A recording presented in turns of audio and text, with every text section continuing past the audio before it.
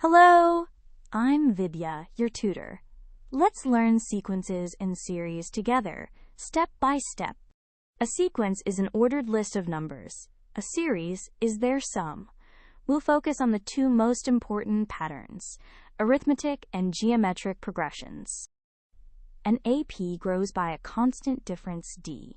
Its nth term is a plus n minus 1d, and the sum of n terms is n over 2 times 2a plus n minus 1d.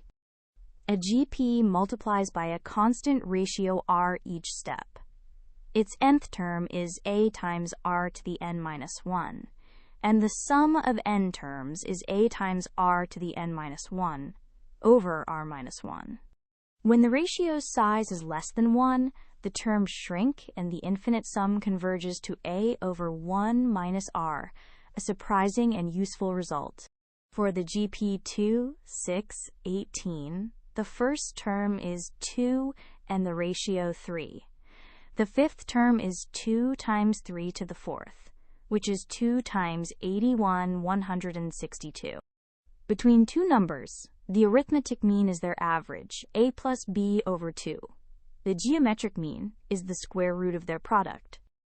To recap, APs add a constant, GPs multiply by a ratio. An infinite GP with small ratio sums to a over 1 minus r, and remember the arithmetic and geometric means. Well done! Great work! Keep learning with Vidya, and visit CBSETest.com for free lessons, worked examples, and practice tests.